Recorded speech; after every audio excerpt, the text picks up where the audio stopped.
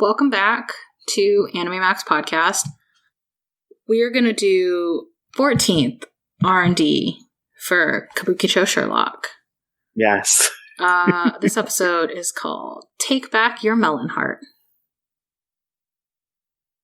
I guess it makes sense at some point. I mean, it does. It does? I didn't figure it does. It does make sense at some point. Or, like, the melon part makes sense. So, we're just gonna jump in.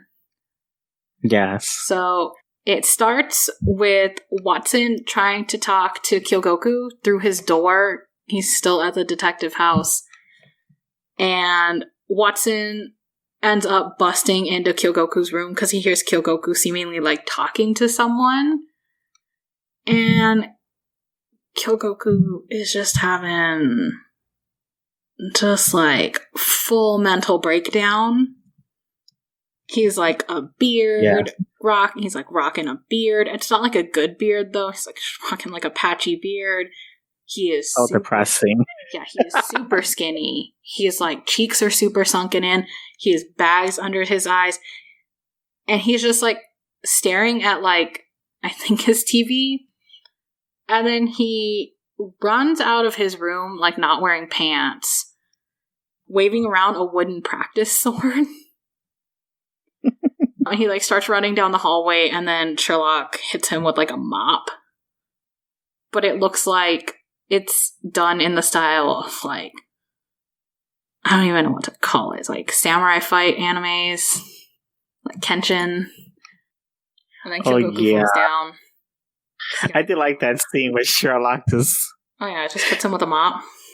Yes, and they make it so dramatic. Oh. Yeah, because he runs out of his room screaming, not wearing pants, and just like waving around that like bokeh. Mm-hmm. That's all he's doing. So then they're all at Pipe Cat, and you find out like Kyogoku is in the hospital. Mary thought he was dead. Oh, yeah. Mary was like, oh, I thought he was dead, and then continues to poke fun at him when he's not there. She's, like, making fun of him. Yeah. Which is hilarious. She is, I started to be like Mary when she disses things. I don't know. She makes jokes. In this moment, the more I see Mary like this, I'm kind of like, yeah, I like her. Yes. I'm like, she kind of reminds me of the way that, like, I treat my friends. Like, I see my friends after, like, I haven't seen some of them in a while, and I know just generally when I talk to them, I'm like, oh, I thought you died. Not in, like, a morbid way, just I'm like, I haven't heard from some of them in, like, 6 months, just because everyone's living their own lives. Yeah. But I'm also just like, that also means they could die, and I would literally, like, never know. With Corona, you'll find out everyone is dead. Yeah. Everyone's gonna die anyway, so... I mean, we all die eventually. But so she's just, like... poking fun at Kyogoku, who's not there to defend himself. Mm-hmm. I think she's poking fun at him because he was in love with Jack the Ripper. Which I guess fair. And then it cuts to the street where there's this, like, little kid with glasses who looks like what I imagine baby Kyogoku to look like. Yeah. Like, I imagine that's what he looks like as a baby. And he is looking for the legendary Tante. So he's like looking for the legendary detective. And then he ends up passing out because he's talking to that big black dude who you see at the very, very beginning of the show and have never seen again. Oh, yeah. But he's talking to that dude, says he's looking for the like legendary detective, passes out. And then they show you that kid's a Pipe Cat. You know, I want to know more about that character, because he's just usually just there, too. Yeah, no, dude, there's so many characters that are just, like, living their lives, doing their jobs. What's their story? What are they doing? Who knows? We'll never know. Assumedly. Because they're not major characters. We'll never know. Yeah. But then you find out that kid is at Pipe Cat, just eating curry, just chilling. But you find out that he is a client. His name is Futaro. And he's a patient at Melon Hospital. And the case is that he was transported to another world. So we're rocking those isekai vibes. And basically he went to sleep and woke up in another world. And he was on a bird with his friend Rampo, who's his roommate. And then he fell off the bird and woke up and Rampo was missing. That's basically the case. The case is find the friend. Oh, yes. Find the missing roommate friend. What the kid has brought as payment is he brought these like magical talismans for them. Yeah, that was kind of cute. And Mary lovingly says that the only person who would take those is Kobayashi. Kind of implying that only Kobayashi is dumb enough to accept those as payment. And then but Kobayashi's in line for the new game console. And that he's like been there for 2 days. So Kobayashi's not even there. He's waiting for the new game console. But Sherlock takes the job. And then they show you Melon Hospital and they tell you that there's a planetarium being built and it is going to be the like kind of crowning joy or like crowning achievement of this hospital, and it's shaped like a melon. You know, because I put the joke that Mary was saying, of course, the guy that doesn't need the money takes the case. Yeah. He does not need the money. Mary is crazy. Also, I mean, I also think, I'm like, yeah, it makes sense, though, why Sherlock takes it later. Yeah. But then you start to learn about the kid. That Rampo is the director's son. The director's name is Yokomizo, and Rampo is his son. Matsumoto is the first person to notice that Rampo is missing, and Matsumoto is a director's secretary. Yeah. So the nurse, who's like on duty, said that Rampo's mother took him out of the hospital, and because there's been no ransom, no one was super alarmed. Seems super sketchy, but whatever. Yeah, it was very sketchy. Does not bother, alarm. Yeah, there's like, oh no, the mom took him out, it's fine. Because it's assumed that these kids, like, both kids, Futaro and Rampo, have kind of like an illness, like they're just sick children. They're not like, oh, I broke my arm and so I'm here. Yeah. So, like, they probably shouldn't just be taken out of the hospital. Even though Futaro escaped to, like, hire a detective with magical talismans as payment. Yeah. Cute, but... you also find out that Matsumoto has known Kyogoku since they were children. Because he chases after Sherlock and Watson and asks how Kyogoku's doing. And they're like, oh, he starts telling them, he's like, oh yeah, Kyogoku was a really sickly kid, and so is Matsumoto, and they spent a lot of time at the hospital, and it used to be Matsumoto, Kyogoku, and Ango. And Matsumoto and Ango wanted to be doctors when they grew up. Kyogoku was scared of blood, like, obviously previously established, but also, again, established, which also means you get to see baby Kyogoku. And it's just the cutest thing I've ever seen in my entire life. And I've seen my own dog. Oh, yeah. Baby Kyogoku. And I've seen my dog. When she was a baby, and this is way cuter. Baby Kyogoku is way cuter than my dog. Poor dog. My dog sneezed on my face this morning, so... Context. But because Kyogoku is scared of blood, Ango tells him to be the person that makes the hospital. But he tells him you need money to do that, and that Kyogoku needs to go to the west side and make his fortune. He says Kyogoku needs to be a cool, rich guy, and that he'll make the hospital so that Matsumoto and Ango can work there, and that they'll help anyone who needs it. Yeah. And then they're in Kyogoku's room, and he's just staring out the window. He doesn't have beard anymore, but still doesn't look great. Sherlock brought him a gift and turns over a bag, and poop falls on Kyogoku's head. Yeah, it was a bag of... So Kyogoku starts freaking out, and then you see him kind of like seriously trying to wash it off his head, which like fair. And then he's like a little bit back to normal. Mm-hmm. But he starts speaking extremely formally. He speaks so formally. And in the English subs, it's in a he speaks in that kind of old English. Like, thou hast. Whatever.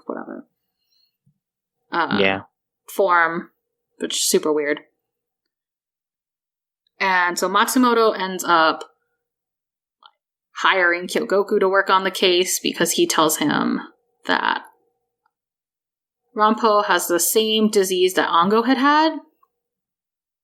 And there's like a sad little flashback to Ango giving Kyogoku a book, which assumedly was Bizo's book, the one that Kyogoku was super obsessed with in an earlier episode. Mm-hmm. And Ango was like, oh, I already memorized it. And then I assume Ango died. Yeah, I think he had cancer. Yeah, he died. He was like going for something, and then he dies. Tragic. Yeah. Kyogoku, super, super weak, trying to walk down the hallway, tells Watson not to help him, falls into the laundry. Oh, yeah.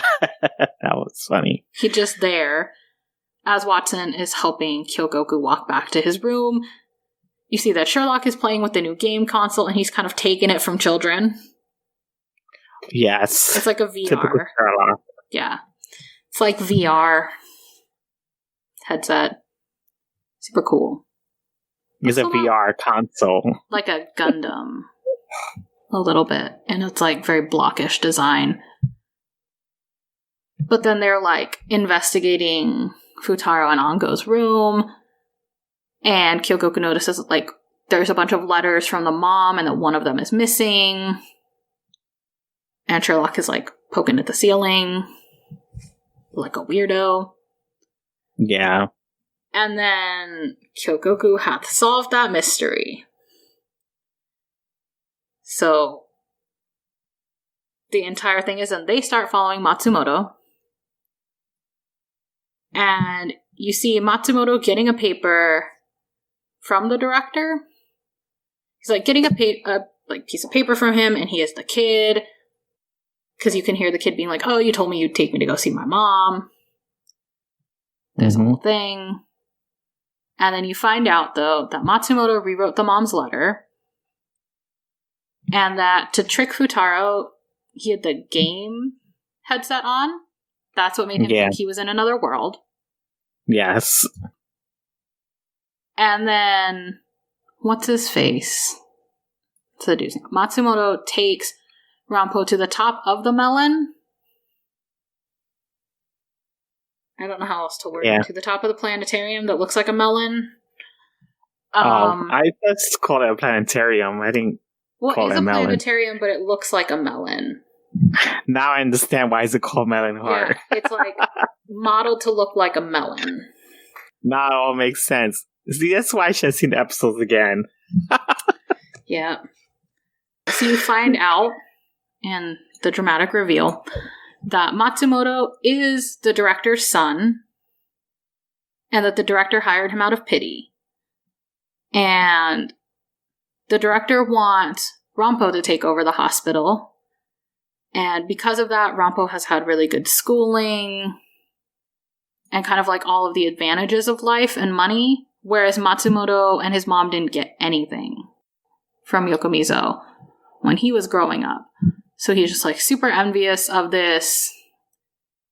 And find out the really sad thing, which is that Matsumoto only hired Kyogoku because he thought that Kyogoku would like fuck up the investigation, basically. Yeah. Like he was like, I only hired you because I thought that like essentially like a third-rate detective wouldn't be able to solve this and would make a mess of it.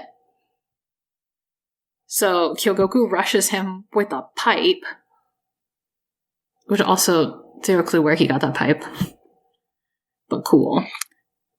But instead of hitting Matsumoto with it, he hits the ground and says, "Not yet." Which, like, super cool exit line. Sherlock's question, as he's kind of just been there, being a weirdo this episode, is how is a disappearing act like an otherworld fantasy? Answer is, it's a miracle if it has a satisfying ending. And then you see Matsumoto being arrested. They're all on the street. It's like being arrested. Yeah. It's like, good. And then Watson thanks Sherlock for giving Kyogoku clues throughout the day and for curing him with the poop. And says that it's obvious that Sherlock wanted Kyogoku to get better. Which, like, cute. And then Futaro gives Kyogoku the talismans as a reward. Kyogoku puts his gloves back on. So he's obviously back to normal now. Yes, being the germaphobe he is. Yeah, he puts his gloves back on to take them from the kid. Futaro says he wants to be a detective when he grows up. Which, like, cute. Yeah, I thought that was cute. Like baby Kyogoku anyways. So that makes a lot of sense. Kyogoku kind of makes a really cool exit, but then immediately steps in poop. Yeah, and I like the poop symbol they put around. Oh yeah, it's like blurry, but there's like this pink poop with a smiley face. Kyogoku immediately steps in shit. And that's where it ends. But then the after credits thing is this dude takes Moriarty's food, and then the food was poisoned. And then they show that dude who's been issuing or telling people to beat up Moriarty. And it was super unclear to me if Moriarty poisoned that food or the food was already poisoned. I think it was Ishikai, that guy gone. That... Not Ishikai, that guy that started the beat up. I mean, like, that guy that's in the background, like... No, but that's what I'm saying. They show him, but I'm not sure if that means Moriarty's food was already poisoned, and the idea was Moriarty was supposed to eat it and be poisoned, or if Moriarty poisoned it, because he knew someone was going to take it anyway. That's why I think that, that's why I'm starting to think that the guy killed the other inmate, and they just posed it as that he poisoned his wife. No, I think he was obviously there for poisoning his wife. Right? I mean, that's it. I don't know, but I'm thinking that guy has more... Which guy? I don't know. There's so many people. The guy with the toothpick, and I think it's the toothpick. The guy with, like, the port wine stain on his face? Yeah, the guy with the burnt face on his... I think it's like a burnt mark on his face. Oh, no, the guy with, like, the mark on his face. I was like, I think that's like a port wine, like a birthmark. It's like red. I thought it was a burnt mark, like he like a house fire or something like that, and it just burned him. I thought it was like a birthmark. It's hard to tell. Like, anyway, like when that dude. Like Two-Face, like his face got burned or something. Yeah, but it looks a little too clean. I don't know. It's not super relevant how he got it. I don't know. Yeah, I think he poisoned the food and was expecting Moriarty to take it, and it was another guy. That's why I think he killed the other inmate the episode before this. No, that's why I think Moriarty did it. I think Moriarty learned to do it from the guy that went to the hospital. I don't think Moriarty... I think that dude went to the hospital and Moriarty learned how to poison someone's food. Because no one has said that dude who got poisoned died. He could be poisoned and not die.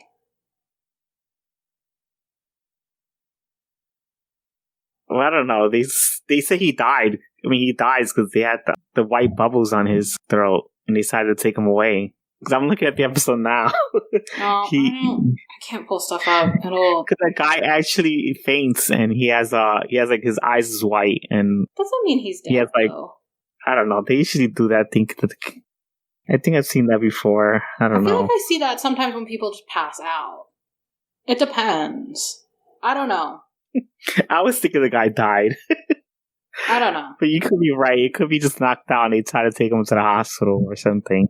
I think Moriarty did it because I think that would make sense then why it was important in the last after credit scene that you learned that I don't know. That dude was in jail for trying to poisoning his wife, but he said it was unintentional because then Moriarty could get in touch, like, because he told Moriarty that he would continue to visit him in prison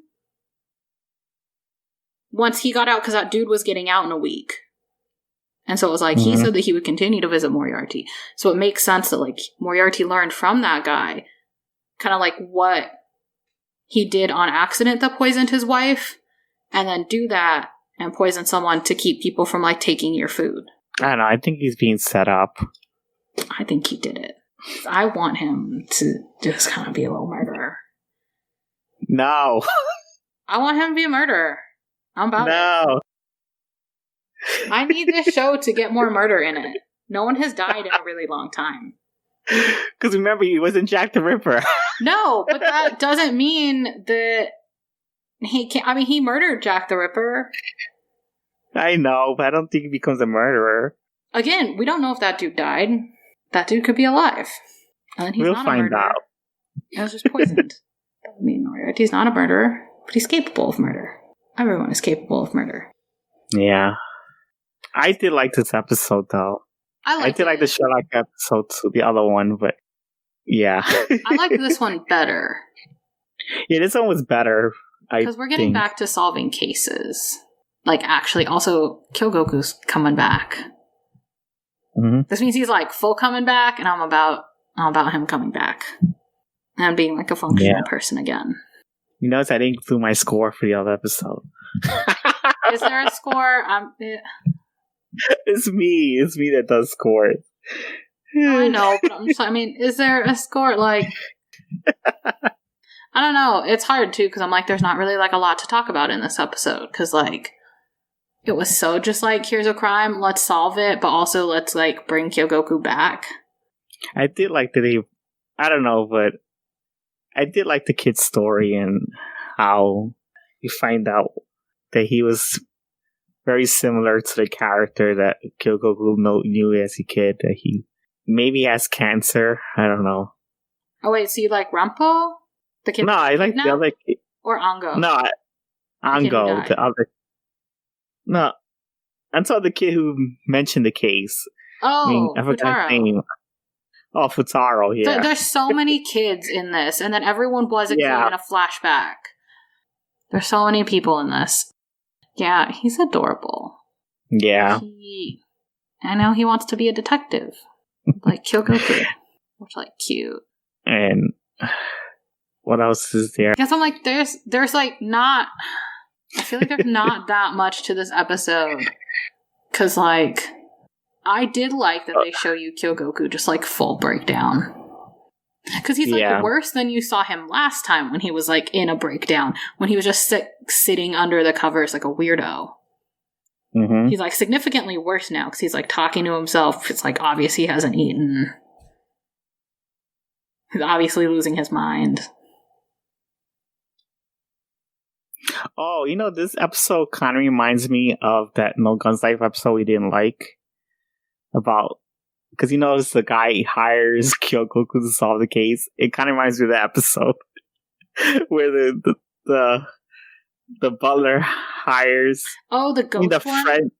Yes. Where I was like, that dude was definitely in love with his friend. You know what's funny? Because Sherlock better explained how would a person ask someone to solve a case, because at least with this one they said Matsumoto asked Kyogoku to solve the case because he thought he would fuck it up. Yeah, no. And Sherlock, they didn't do any of that. I wish he explained it that way. Oh, you mean in No Guns Life? Yeah. No, No Gun's Life, I like No Gun's Life, but I feel like No Gun's Life tries to just expect you to get a lot of out of it without saying things. And I'm like, no, there are some things that you kind of need to be like, oh, that's what's happening. Yeah, because it makes more sense of the reason why someone would catch them, like, caught themselves in a murder case if they think the person that they're asking to solve the case is going to mess it up. That only can, because no one would actually want to get caught in their own murder. To be fair, though, the dude in the last episode also did the murder. Oh, but that was like a short case. I don't know. Oh no, but I'm just like, he also tried to do, like, he is the murderer, and he hired, I guess, assumedly hired Sherlock. It all happened so fast, but like, yeah, that one was. I mean, that was mostly about the flashbacks. That's why. Yeah, I think they did poorly on the case, right? I mean, I feel like the case wasn't the important part. That's why. Yeah. It was like a framing narrative for let us tell you about these characters. Which, like... Yeah, I think the case was just filler. And, yeah, it kind of reminded me of that. Oh, there's another thing that I forgot to mention that Michael Belmont made a joke saying that... I don't even pay attention to him anymore. He's just, like, in it so little. He was so little. When he was they were making jokes about Kyogoku falling in love with a serial killer. He also mentions that Mary's picking on him when he's not there. Yeah, he defend himself.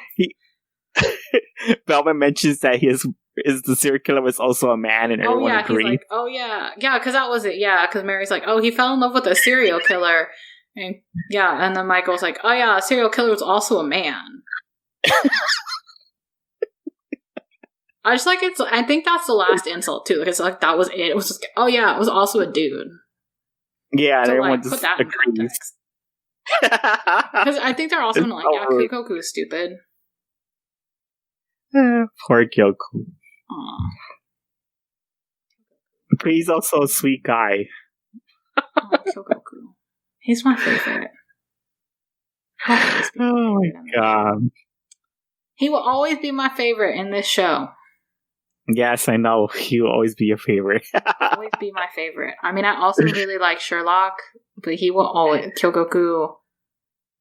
I feel like it's like a given that I would like Sherlock, because I like Sherlock as just like a literary character, but I like... He's cool. And I don't know, but it's funny how this show, like, when it came to like they put the pink poop thing, they did it twice in this episode. I mean... Yeah.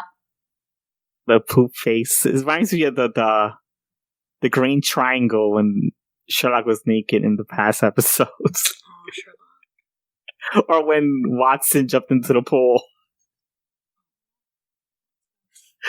Yeah, I don't know. I liked this. I did like this one overall. Yeah. I'm glad that Kyogoku's gonna be back. As a, like, seemingly normal piece of background character who's important every once in a while. Yeah, and so I give the previous episode 7, I give this one an 8. That's what I do. So what else is there to talk about? There's not really a lot more to this one. I feel like there's just, like, not a lot, because so much of it was them solving the case. Wasn't there a scene with Kobayashi waiting for the game? No, there's a scene of Kobayashi having it. And that's what it was. Boobs. That was kind of funny. Oh, Kobayashi. There is a point where I forgot to mention that Kyogoku did wash his hands. He went to go talk to his friend about Rangpo, I guess. Is after Sherlock puts the poop on his head? Yeah, I think that's what it was. Yeah, he's like trying to wash the poop out of his head. And then that dude is just like there in the bathroom. Like which you might as well just go to the shower. That was the one thing I was like, that's weird. But okay. I did like that Sherlock was just like, oh, I got you a present. Or no, Watson was like, hey, Sherlock, you brought him a present, right? And Sherlock's just like, oh yeah. Yeah. Here. I just don't understand because I wrote that he calls Sherlock a pervert. You wouldn't call a pervert someone a pervert. They just threw poop on you. I think that's just what he's calling him.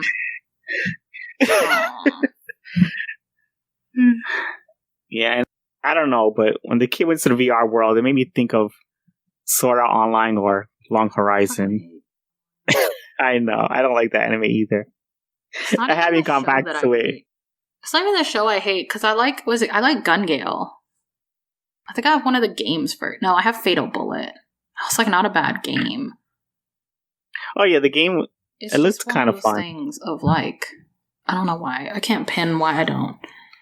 I know why I don't like the anime. Oh, Sword Art Online. It's a harem, and I don't even think that's why I don't like it. That's my reason, and I don't like when the main character is too much of the main focus, and it's just like everything is about him, and it's just like super OP too. He always has to win, and everyone is on his dick. He was super OP too. Oh God! Because I feel like Sword Art Online was better at the beginning. Yeah, when like he's training, and then that stopped, and I was like, oh, that was a cool 30 minutes. I haven't watched the third season, so I wouldn't. If you don't like the other two, yeah, I know. Don't even bother. It's just like Naruto. Everyone watch Jeweler Richard. I'm about that show. I've been watching. I gave up with Naruto after 15 seasons. I just like no. Shippuden is better Naruto. That's why I gave up. It was stupid. No, Shippuden's better. Shippuden is so I just much gave better. up. Shippuden is so much better. There's so many better characters. My favorite Naruto character doesn't come in until Shippuden. And then he comes in and he's just like there forever. I gave up after Shippuden. No, I mean, like, it's darker. I don't like. That's why. It's a little bit darker. It's better. No. Also, it has Sai. And Sai is best Naruto character. It's true. Well, we've derailed. Yeah, we did derail. Oh, that is one thing. I did like that this answers why Kyogoku really wants to go to the West Side and earn money. Oh, yeah. Like, that is what I really like. You did finally get to see, because it has always seemed just like it's like his own greed or something. Yeah. But like, I liked that this really contextualized it to like, no, he wanted to do it so that he could be a cool rich person and build a hospital so that originally his friends, now his friend could work there and they could save everyone. So you think the whole cool guy thing is a kind of an act? I don't know if it's an act. I think it's born out of, that's what Ango told him to be. Yeah. Ango was like, yeah, you have to be a cool rich a cool rich guy. Yeah, so I'm thinking you can come back and build a hospital. And he's like, then we'll work there, because Kyogoku didn't want to be a doctor because he can't do blood. But that was his way of staying blood show with his friends and having their like childhood dream come true. But then Ango died. Don't you find that odd? Okay. Oh no, I was gonna say, and also left Kyogoku with Bizo's book, assumedly. I assume that's the book he left him with. And I was just saying, don't you find that odd that Kyogoku was a germaphobe since he was a kid? No, not even a little. I know that, I think that sometimes is the way it is. One of my friends has been a germaphobe for most of his life. Oh. We're like the same age. He's been like that. I think he's actually gotten a lot better. Oh. I mean, better in terms of like, kind of just understanding that like, that's being out in the world. Yes, germs are everywhere. Like, that's just being out in the world, and you just kind of at some point like have to get over it. Yeah. No, it does not surprise me at all. That's what Kyogoku was. But I just really liked that it kind of finally really contextualized why he cares so much about money. Yeah. Which I was also really like excited, because I was like, I know that you didn't like Kyogoku originally. Yeah, but now I know. Was, oh, this doesn't pay, so I don't want to do it. Yeah, he's trying to be the cool rich guy. So now that I know it's just yeah, now that I know it's just a thing that he pretends to be. I kind of like the real Kyogoku more. He is cool. He's cool now. Yes, I think so. I like him always. I say that a lot. He's That's just my a loser for this episode. He's a loser for falling in love with a serial killer. And that serial killer was a dude. I just really love that Mary was like, oh, he's at the hospital? Yeah, because what Watson is like, oh, Kyogoku's at the hospital, guys. We should all, like, go visit him. And she's like, oh, I thought he was dead. I was like, damn. That's cold. Yeah, she's always cold. I love it, though. Yeah.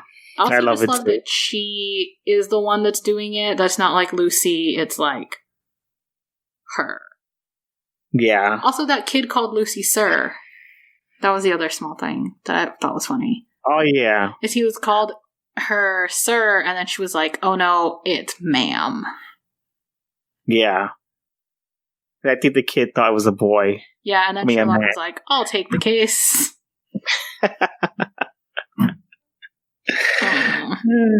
I just really like learning about Kyogoku, and so I really like that you got to see his background and why it is so important to him.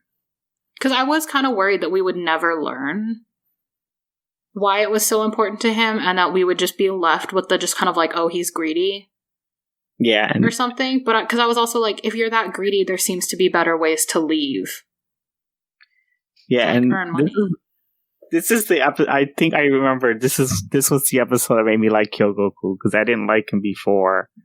Aww. Like,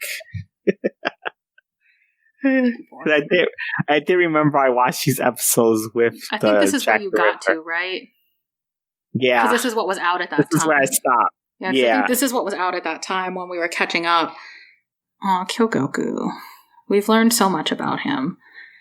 We just have to learn about Michael Belmont now. Yeah.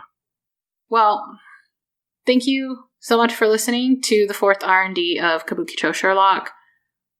We will do the rest of it soon. We're working hard to catch up. Tweet at us. Our Twitter is at Anime Max Podcast. Yes. Tell us what you think about this episode. Did you like learning why Kyogoku is super interested in money? Did you like seeing Sherlock take a game from kids? Did you also think Kyogoku was dead? Do you think the kid would actually become a detective? Yeah. Will Futaro become a detective? Will he be a good detective? Who knows? It's like a... Will he appear again? Will he ever appear again? Probably not. And if he did, you could just tell me it was Kyogoku and I would believe it. Are you happy that Kyogoku's back to normal? Wearing gloves? Being a normal person again? Yes. Still stepped in poop, but... Still trying to wash his hair with poop. Wash his hair. Still had Sherlock drop a bag of poop on him, but he's back to normal now. And we're excited about that. I'm excited about that. Thank you for listening. I guess bye. All right. See you guys later.